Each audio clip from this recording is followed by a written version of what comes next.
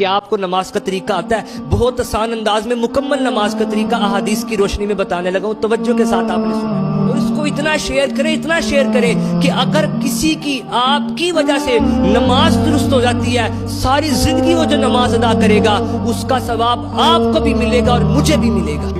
یاد رہے کہ جب بھی آپ نماز پڑھنے لگے، آپ کا جسم، آپ کے کپڑے اور جس جگہ آپ نماز ادا کر رہے ہیں، یہ تینوں چیزیں پاک ہونی چاہیے۔ آپ کا ستر چھپا ہوا ہو، آپ کا چہرہ قبلے کی طرف ہو، جو نماز آپ ادا کر رہے ہیں اس نماز کا وقت شروع ہو چکا ہو، اور جب بھی نماز ادا کریں اس نماز کی نیت آپ نے کرنی ہے۔ مثال کے طور پہ آپ نماز ظہر کی 4 رکعت فرض ادا کر رہے ہیں، تو آپ کے دل میں یہ پکا ارادہ ہونا چاہیے کہ میں ظہر کی 4 رکعت فرض نماز ادا کر رہا ہوں۔ اگر دل میں بھی نیت ہوگی کافی ہے، لیکن اگر زبان سے کہیں گے تو یہ بہتر ہے۔ ہاتھوں کو کانوں کی لو تک لائیں اور اللہ اکبر کہتے ہوئے ناف کے نیچے اس کو اس طرح باندھنا ہے کہ سیدھے ہاتھ کی ہتھیلی والی سائڈ الٹے ہاتھ کی کلائی کے سرے پر رکھیں اور ناف کے نیچے باندھیں۔ پھر آپ نے ثنا پڑھنی ہے، سبحانک اللہم وبحمدک وتبارک اسمک وتعالی جدک ولا الہ غیرک، اعوذ باللہ من الشیطان الرجیم، بسم اللہ الرحمن الرحیم۔ اب سورہ فاتحہ پڑھنی ہے۔ کئی لوگ غلطیاں کر رہے ہوتے ہیں، توجہ کے ساتھ آپ نے سننا ہے۔ الحمدللہ رب العالمین الرحمن الرحیم مالک یوم الدین ایاک نعبد و ایاک نستعین اہدنا الصراط المستقیم صراط الذین انعمت علیہم غیر المغضوب علیہم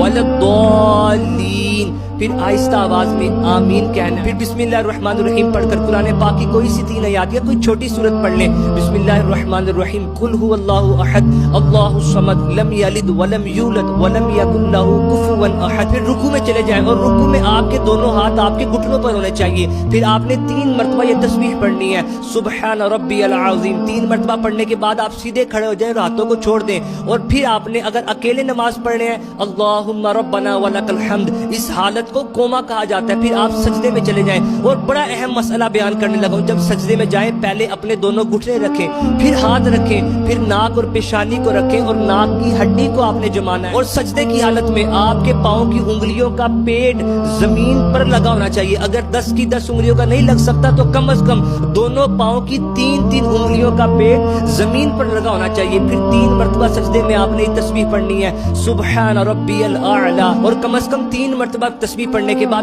آپ نے بیٹھ جانا ہے۔ دونوں سجدوں کے درمیان بیٹھنے کو جلسہ کہا جاتا ہے۔ سیدھا قدم آپ کا کھڑا اور الٹے قدم پر آپ نے بیٹھنا ہے، اور 1 مرتبہ سبحان اللہ کہنے کی مقدار آپ نے اسی طرح بیٹھے رہنا ہے۔ پھر دوسرا سجدہ کرنا ہے، پھر سیدھا کھڑا ہو جانا ہے، دوسری رکعت آپ نے ادا کرنی ہے۔ جب آپ دونوں سجدے کر لیں گے پھر آپ نے بیٹھنا ہے، اور آپ نے التحیات للہ والصلوات والطیبات السلام علیک ایھا النبی ورحمۃ اللہ وبرکاتہ، السلام علینا وعلی عباد اللہ الصالحین، اشہد ان لا، اور جو ہی آپ نے لا پر پہنچنا ہے تو آپ نے انگلی کو اٹھا دینا۔ طریقہ کر کیا ہے؟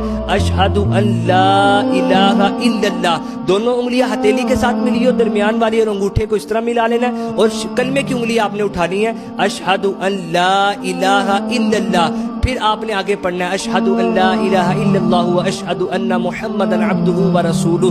اگر تو یہ آپ کی نماز کی آخری رکعت نہیں ہے تو آپ نے درود پاک نہیں پڑھنا بلکہ کھڑے ہو جانا ہے، اور نماز کو مکمل کرتے ہوئے جب آپ آخری رکعت پر پہنچیں گے پھر آپ نے درود ابراہیمی، کئی لوگ کہتے ہیں ربی جعلنی نہیں بلکہ ربی جعلنی مقیم الصلاۃ ومن ذریتی ربنا وتقبل دعاء ربنا اغفر لی ولوالدی وللمؤمنین یوم یقوم الحساب۔ یہ کہنے کے بعد آپ نے سیدھے کندھے کی السلام علیکم ورحمۃ اللہ، اور پھر السلام علیکم ورحمۃ اللہ، آپ کی نماز مکمل ہو جائے گی۔ یہ نماز کا مختصر طریقہ تھا۔